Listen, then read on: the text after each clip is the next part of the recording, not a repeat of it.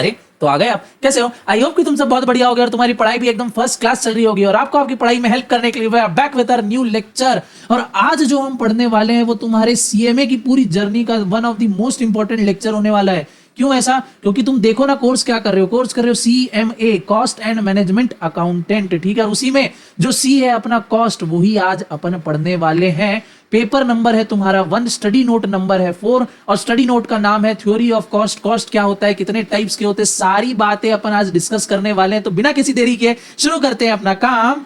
जय श्री राम। ओके तो आते हैं अपन अपने मीनिंग ऑफ कॉस्ट पे कि भैया कॉस्ट होता क्या है। तो मोटे मोटे ऊपर से मैं बोलूं, बिना टेक्स्ट देखना, कंटेंट नहीं देखना, आमने सामने मेरे से बात करनी है, ठीक है। कॉस्ट मतलब क्या होता है, सिंपल हिंदी में तुम बोलोगे सर खर्चा, ठीक है। कॉस्ट मतलब क्या, खर्चा कोई ऐसी चीज जो एक आम आदमी को बहुत ज्यादा चुभती है, एक्सपेंसेस खर्चा भैया बहुत ज्यादा चुभता है, ठीक है।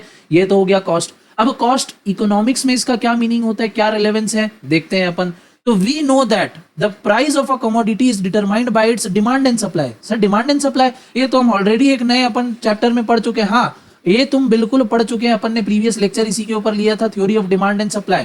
बट तुम सोचो डिमांड और सप्लाई जो है, क्या पढ़ते हैं उसमें अपन, प्राइस कैसे डिटरमाइन होता है किसी भी कमोडिटी का, सर डिमांड और सप्लाई के हिसाब से होता है, ठीक है। बट जो डिमांड और सप्लाई का जो पूरा प्रोसेस है, to understand the process of price determination we must understand the forces behind is, that is cost, ठीक है। तो जो डिमांड और सप्लाई के पीछे जो एक की एलिमेंट बच जाता है, ठीक है, बहुत इंपॉर्टेंट एलिमेंट, क्या है वो, कॉस्ट है, ठीक है। तो इसी को अपन आज पढ़ने वाले हैं कि कॉस्ट आखिर है क्या। तो कॉस्ट क्या है भैया, cost can be defined as the total money outlay the entrepreneurs have to meet in order to attract different factors of production in their business, ठीक है। तो कॉस्ट क्या है, कॉस्ट हम ऐसे टोटल मनी आउटले, मनी के expense को बोल सकते हैं जो एंटरप्रेन्योर को देना ही है in order to attract different factors of production. Sir factors of production मतलब, तो इसके लिए भी अपन ने ऑलरेडी एक लेक्चर ले चुका है थ्योरी ऑफ प्रोडक्शन के बारे में, जिसमें 4 फैक्टर्स ऑफ प्रोडक्शन हमने देखे थे, जिसमें से पहला क्या था, लैंड, दूसरा क्या था अपना कैपिटल, फिर लेबर और चौथा है एंटरप्रेन्योर। तो एक एंटरप्रेन्योर को ये सारे फैक्टर्स ऑफ प्रोडक्शन को अट्रैक्ट करने के लिए जिस चीज के लिए मनी आउटफ्लो करना पड़ता है, मनी का आउटले करना पड़ता है, वो ही क्या है अपना कॉस्ट है। It includes prices of raw material, wages and salaries, जो किसको मिलेगी, अपनी लेबर को मिलेगी, इंप्लॉइज को मिलेगी, interest on capital, rent of building, normal earning of management, payment of taxes and other trade expenses such as advertisement etcetera. तो इतने सारे जो भी खर्चे हैं, ये क्या है, खर्चे हैं, कॉस्ट है इंग्लिश में, ठीक है, simple. In other words it is the expenditure incurred by producer to produce the goods and services which can be represented as C is equal to function of Q, यानी Q output, अपनी quantity बनाने के लिए तुमको जितने भी, ठीक है, जितने भी टाइप के तुमको खर्चे करने हैं, जितने भी टाइप के तुम्हारे एक्सपेंसेस होते हैं, टोटल क्या हो गया, वो कॉस्ट हो गया। चाहे तुम लैंड का रेंट दे रहे हो, बिल्डिंग का रेंट दे रहे हो, एंटरप्रेन्योर मैनेजमेंट को तुम अपनी सैलरी दे रहे हो, कैपिटल पे इंटरेस्ट दे रहे हो, सारे के सारे क्या है, कॉस्ट के अंदर आ जाएंगे। एक वर्ड में बोलना है तो क्या बोलेंगे, उसको कॉस्ट बोलेंगे, सिंपल क्लियर।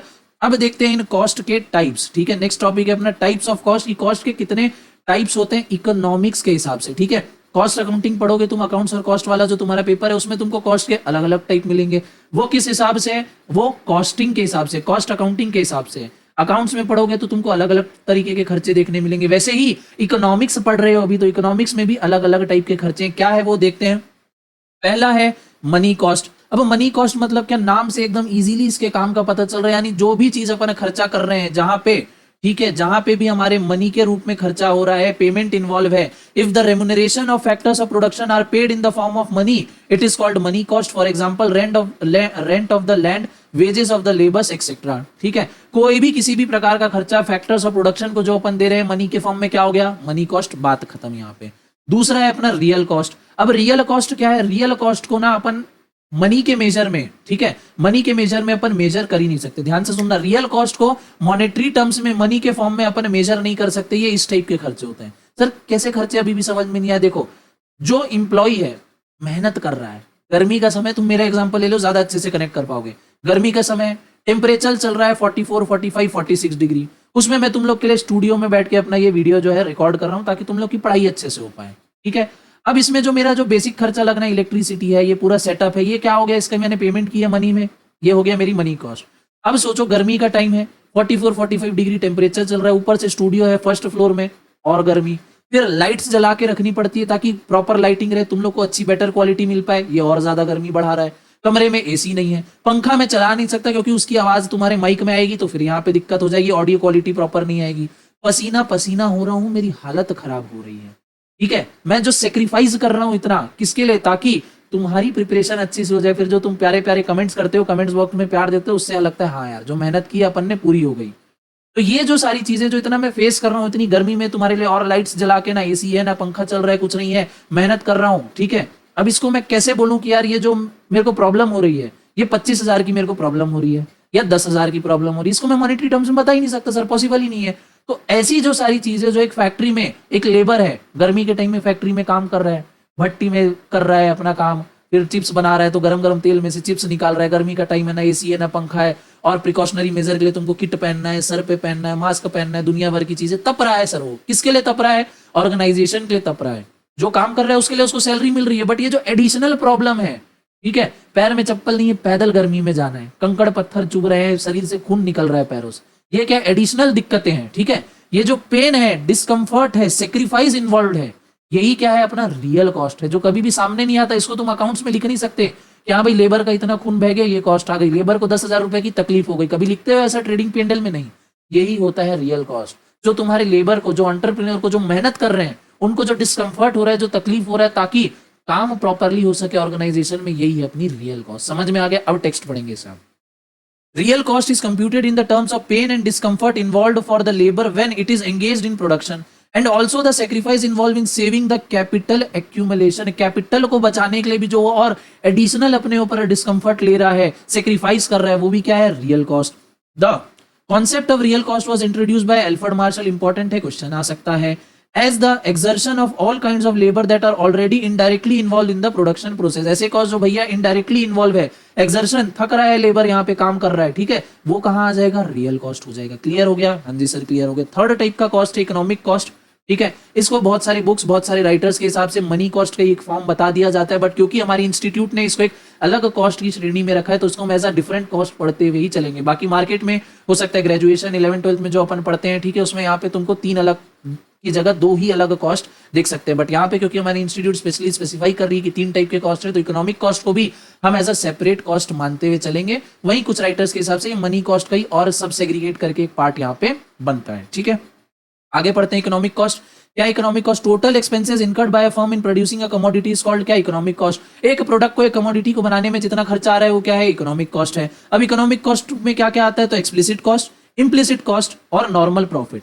अब तुम लोग बोलोगे सर कि क्लास 11th में जब हम माइक्रो इकोनॉमिक्स पढ़ते थे तब हमने एक्सप्लिसिट और इम्प्लिसिट तो पढ़ा है, ये नॉर्मल प्रॉफिट क्या है? तो भैया तुमने क्लास 11th में थे, बचपने में थे, ठीक है, अब तुम फाउंडेशन में आ गए हो, एक्स्ट्रा चीजें भी पढ़नी है और समझनी है, ठीक है, इन डिटेल तुमको यहाँ पे पढ़ना है। तो एक्सप्लिसिट कॉस्ट क्या है? सबसे पहले इसके ऊपर बात करते हैं। तो एक्सप्लिसिट कॉस्ट यानी एकदम सिंपल, ऐसा कॉस्ट जो मैं फैक्टर्स ऑफ प्रोडक्शन को हायर करने के लिए, परचेज करने के लिए खर्चा कर रहा हूं, या मेरा पैसा जो लग रहा है, वो हो गया अपनी एक्सप्लिसिट कॉस्ट। सर पढ़ें text. Actual payment made by a firm for purchasing or hiring resources are called explicit cost. These costs are actual money expenses directly incurred for purchasing the resources, for example rent of land, wages, labor, ठीक है, raw material borrowed। फिर क्या बोल रहा है? explicit cost are also called accounting cost। explicit cost को क्या बोलते हैं? accounting cost। बिल्कुल इंपॉर्टेंट क्वेश्चन बन के आ सकता है।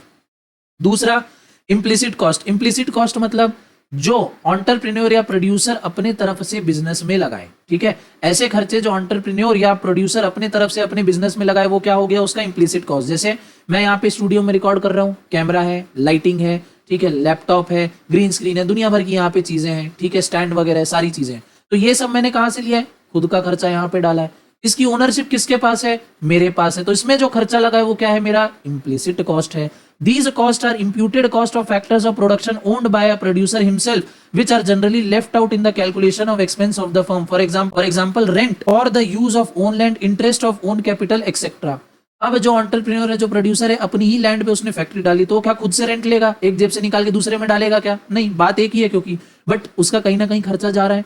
वही लैंड पे वो फैक्ट्री नहीं बनाता, किराए पे दे देता, कमाता पैसा, ठीक है, बट वो अभी फैक्ट्री चला रहा है, तो वो यहाँ पे लैंड पे जो रेंट है वो नहीं लगा सकता, अपने से ही क्या रेंट लेगा, बट कॉस्ट तो कहीं ना कहीं लग रही है। वही कॉस्ट क्या है? इम्प्लिसिट कॉस्ट है। सिंपल यहाँ पे, ठीक है sir. Implicit cost are not recorded in the books of account but explicit cost are. तो ये तो ऊपर से ही क्लियर हो गया था, क्योंकि एक्सप्लिसिट कॉस्ट को और क्या बोलते हैं? अकाउंटिंग कॉस्ट, यानी मॉनेटरी टर्म्स में मेजर कर सकते हैं, और साथ ही साथ इसको हम अपने अकाउंट्स में भी इंक्लूड करते हैं। वेरेज इम्प्लिसिट कॉस्ट को कभी भी इंक्लूड नहीं करते। तुमको भी 2 साल हो गया कॉमर्स और अकाउंट्स पढ़ते हुए, कभी भी बैलेंस शीट में, ट्रेडिंग P&L में या कहीं भी लिखते हो interest of owners capital, rent of owners land लिखा है कभी नहीं लिखा है, क्यों? क्योंकि इसको ये कौन सी कॉस्ट है, इम्प्लिसिट कॉस्ट है, कभी भी अकाउंट्स में नहीं आती है, simple.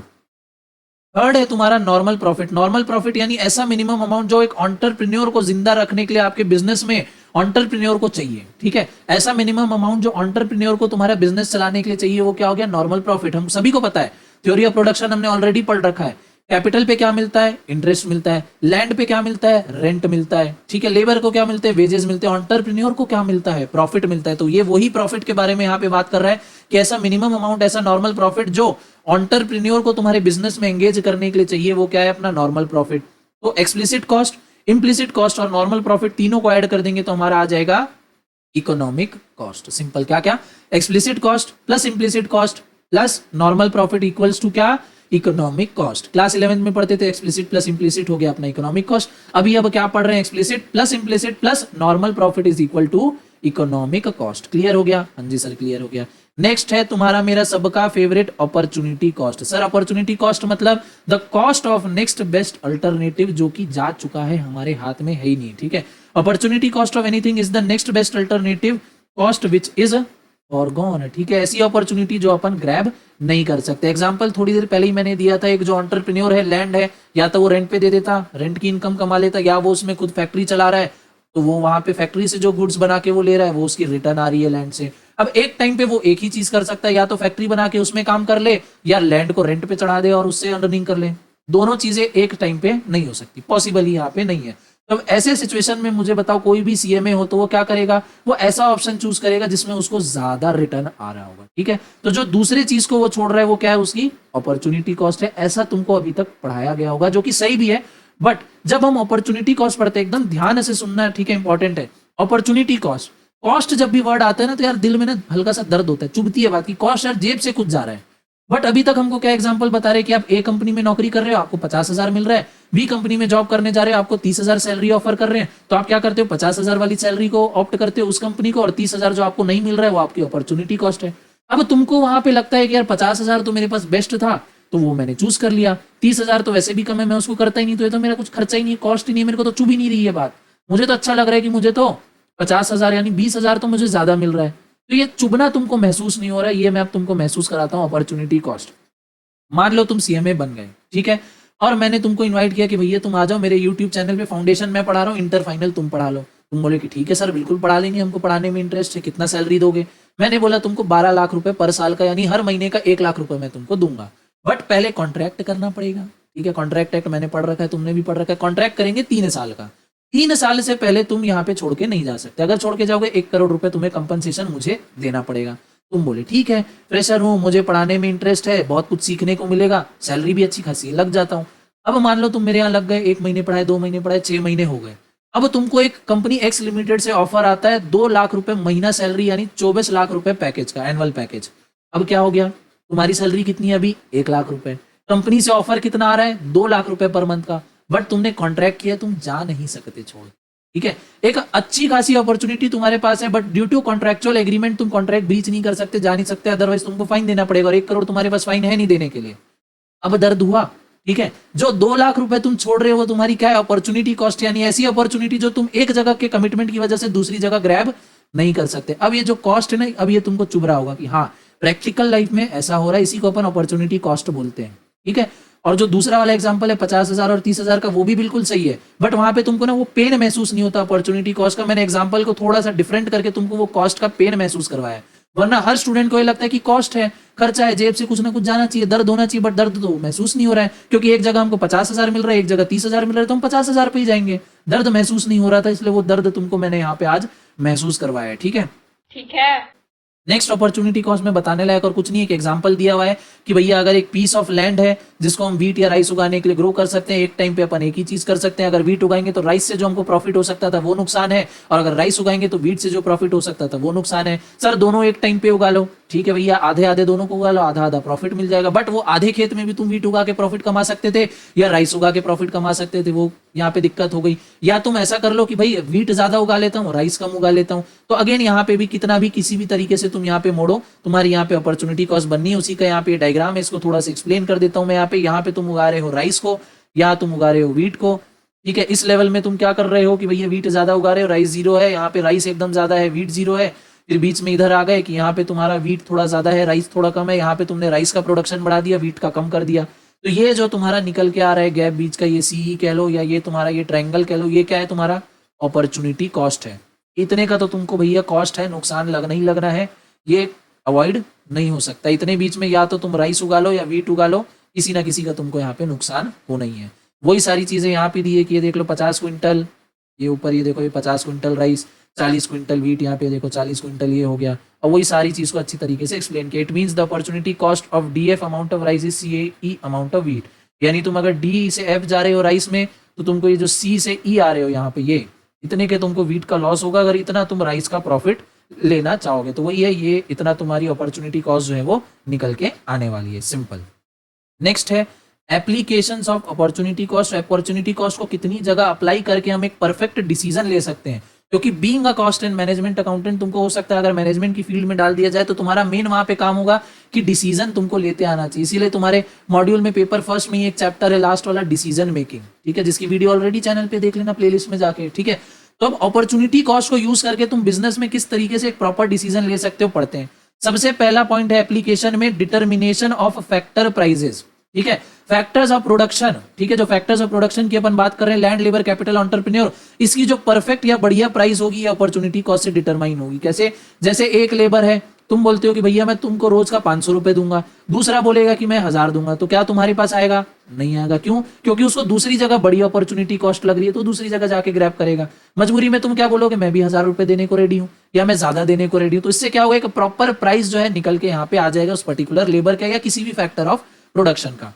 The factor of production used to be paid a price that is at least equal to what they command for alternative uses. If the factor price is less than factory's opportunity cost, the factor price will quit and employed in a better paying alternative. वही बोला कि अगर उसको कहीं दूसरी अच्छी opportunity दिख रही है तो तुमको छोड़ के तुम्हारी जॉब क्विट करके दूसरे के यहाँ चले जाएगा। ठीक है।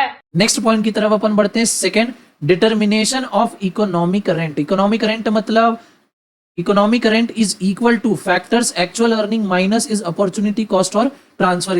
यानी तुम जितना कमा रहे हो माइनस कितनी अपॉर्चुनिटी कॉस्ट है, वो तुम्हारा क्या है? इकोनॉमिक रेंट है। यही इकोनॉमिक रेंट तुम किसकी हेल्प से निकाले? अपॉर्चुनिटी कॉस्ट से। वही तुम्हारा पॉइंट है कि determination of economic rent, the concept of opportunity cost is widely used by modern economist in determination of economic rent. और इकोनॉमिक रेंट मतलब कि जितना तुम कमा रहे हो, फैक्टर की जितनी एक्चुअल अर्निंग है माइनस तुम्हारा अपॉर्चुनिटी कॉस्ट कितना है, वो हो गया तुम्हारा economic rent.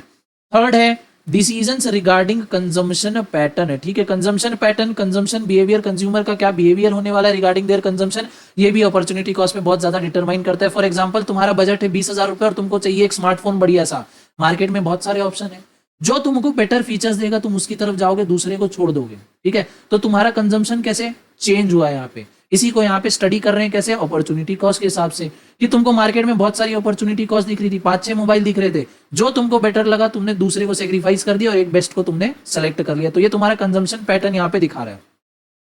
The concept of opportunity cost suggest that with the given money income if a consumer chooses to have more of one thing, he has to have more of one thing, he has to have less of the other thing. Hence, with the help of opportunity cost, he decide the consumption pattern, that is which goods should he consume and in what quantities. ठीक है, एक time पे वही है, या तो wheat ज्यादा उगा लो, राइस ज्यादा उगा लो, जिसमें तुमको फायदा दिख रहा है, ठीक है। एक हो सकता है तुम वीट ज्यादा उगा लो, राइस थोड़ी सी उगा लो, यहाँ पे क्लियर हो गया। मोर ऑफ वन थिंग और लेस ऑफ अदर थिंग, ये किस पे डिसाइड हो रहा है? अपनी अपॉर्चुनिटी कॉस्ट पे। इससे हमारा कंजम्पशन पैटर्न यहाँ पे डिसाइड हो रहा है, क्लियर। नेक्स्ट है decision regarding production plan. Production भी तुम इसके ऊपर डिसाइड कर सकते हो, कैसे? With the given resources and given technology, if a producer decide to produce greater amount of one commodity, he has to sacrifice some amount of other commodity. Resources limited है, बचपन से पढ़ते हुए आ रहे हैं। प्रोडक्शन करना है, तुम 2 प्रोडक्ट बना रहे हो, रिसोर्सेज लिमिटेड है, अब तुमको डिसाइड करना है कि तुमको कौन सा प्रोडक्ट ज्यादा बनाना है, कौन सा कम बनाना है। जाहिर सी बात है, एक को ज्यादा बनाओगे, दूसरा तुम्हारी अपॉर्चुनिटी कॉस्ट है जो तुम लूज कर रहे हो एक को ज्यादा बनाने के चक्कर में। तो यहाँ पे तुम्हारा प्रोडक्शन जो प्लान है वो भी डिसाइड हो रहा है कि साल भर में with in the next financial year या ड्यूरिंग द फाइनेंशियल ईयर तुम कौन सा प्रोडक्ट का प्रोडक्शन ज्यादा करने वाले हो और कौन से प्रोडक्ट का प्रोडक्शन कम करने वाले हो। कैसे डिसाइड हो रहा है? अपॉर्चुनिटी कॉस्ट के हेल्प से डिसाइड हो रहा है। नेक्स्ट है decision regarding national priorities. Nation की क्या प्रायोरिटीज है भैया? कोविड-19 पेंडेमिक चल रहा है, मास्क सैनिटाइजर ज्यादा बना लो, ठीक है। वॉर चल रही है, गन बम गोला बारूद ज्यादा बनाओ, ठीक है। ये सारी चीजें होती हैं। कहीं ड्रॉट आ गया, खाने का सामान ज्यादा से ज्यादा पहुंचाओ। क्या बेस्ट अपॉर्चुनिटी है जो हम उसको यूटिलाइज कर सकते हैं. If a country decides that more resources must be devoted to arms production then less will be available to produce civilian goods. Simple सी बात है. In this situation, a choice will have to be made between arms production and civilian goods. The concept of opportunity cost helps in making such choices. ठीक है, opportunity cost तुमको help करेगा कि choice लेने में कि तुमको आर्म्स एंड एम्यूनिशन ज्यादा बनाने हैं या सिविल गुड्स, रोटी, कपड़ा, ये सब चीजें तुमको ज्यादा प्रोड्यूस करना है. क्लियर? हाँ जी सर, क्लियर. नेक्स्ट है बड़ा ही सिंपल, प्राइवेट और सोशल कॉस्ट. बिना टैक्स देके इजीली समझ जाओ. प्राइवेट कॉस्ट यानी तुम प्रोडक्ट बना रहे हो, उसमें जो तुम्हारी कॉस्ट लग रही है, लेबर को सैलरी दे रहे हो, कैपिटल पे इंटरेस्ट है, बिल्डिंग का रेंट दे रहे हो, मैनेजमेंट को सैलरी दे रहे हो, वो हो गया तुम्हारी प्राइवेट कॉस्ट. प्रोडक्शन कर रहे हो, फैक्ट्री चला रहे हो, पॉल्यूशन होगा, जाहिर सी बात है एयर पॉल्यूशन होगा, केमिकल का यूज हो रहा है, तुम उसको नदी में डंप कर रहे हो, वाटर की क्वालिटी खराब हो रही है, एयर में पॉल्यूशन तुम छोड़ रहे हो, एयर पॉल्यूटेंट छोड़ रहे हो, बाकी लोगों को यहाँ पे तकलीफ हो रही है. तो जो तुम यहाँ पे अपनी फैक्ट्री में यूज कर रहे हो, लेबर को सैलरी दे रहे हो, वो क्या हो गई? तुम्हारी प्राइवेट कॉस्ट हो गई, तुम्हारी पर्सनल कॉस्ट हो गई. बट जो तुम पॉल्यूशन फैला रहे हो, गंदगी कर रहे हो, जिसके कारण दूसरों को तकलीफ हो रही है, वो क्या है? सोशल कॉस्ट है. ठीक है, वो क्या है? सोशल कॉस्ट है. तुम्हारे खर्चे पे जो दूसरों को तकलीफ हो रही है नेगेटिव तरीके से, ठीक है, इसको क्लास 12 में नेगेटिव एक्सटर्नैलिटी भी बोलते हैं. ठीक है, तो यही क्या है? सोशल कॉस्ट है. बट जो तुम्हारे खुद के खर्चे हैं फैक्ट्री को चलाने के, वो क्या है? तुम्हारी अपनी प्राइवेट कॉस्ट है. एक बार जो इंपॉर्टेंट है, रेड है से हाईलाइट है, उसको पढ़ लेते हैं. Private cost means the cost of production borne by the private sector enterprise if we add the value of marginal external damage. Marginal external damage यानी जो सोसाइटी को डैमेज हो रहा है, वही जो तुम पॉल्यूशन वगैरह कर रहे हो उससे, to the private marginal cost of producing that commodity we get marginal social cost of situation. Social cost will be lower than the private cost. In order to maximize social welfare, the social marginal cost has to be equated with the marginal revenue. In other words, the equality of marginal revenue and social marginal cost also ensure the most efficient allocation of resources. ठीक है, simple सी बात है, easily पढ़ के अपने को यहाँ पे क्लियर हो गया कि प्राइवेट कॉस्ट जो अपन प्रोडक्शन कर रहे हैं, फैक्ट्री में खर्चा लग रहा है, प्राइवेट कॉस्ट. सोसाइटी को जो हमारे कारण डैमेज हो रहा है, वो क्या हो गया? अपना सोशल कॉस्ट. क्लियर है? सोसाइटी को जो मार्जिनल डैमेज हो रहा है, एक्सटर्नल मार्जिनल डैमेज, वो क्या हो गया? अपना सोशल कॉस्ट हो गया. क्लियर हो गया? यहाँ पे क्लास 12 में यही थी तुम्हारी नेगेटिव एक्सटर्नैलिटी. क्लियर हो गया? प्राइवेट कॉस्ट, सोशल कॉस्ट यहाँ पे क्लियर है. नेक्स्ट हमारा जो टॉपिक है वो है अपना कॉस्ट फंक्शन का. नेक्स्ट जो टॉपिक है कॉस्ट फंक्शन का, बट इसको आज नहीं, इसको डिस्कस करेंगे अपन नेक्स्ट लेक्चर में. ठीक है, इसी के साथ आज की क्लास को मैं यहीं पे करता हूं खत्म. और आपसे मैं बोलता हूं bye bye, tata, goodbye. मिलूंगा आपसे नेक्स्ट क्लास में. और नेक्स्ट क्लास में अपन डिस्कस कर रहे होंगे कॉस्ट फंक्शन का टॉपिक. बट तब तक के लिए तो लाइक और शेयर ठोक दीजिए, महाकाल का दबाकर लाइक और शेयर ठोक दीजिए. 5000 लौटे दिख जाना चाहिए. ये 4000 के लिए मैं यहाँ पे नहीं खड़ा हूँ, पूरा साल मेहनत करता हूँ आपके लिए बेटा. ऐसा नहीं चलेगा, ऐसा नहीं चलेगा. लाइक ठोकी दबा के, लाइक ठोकिए.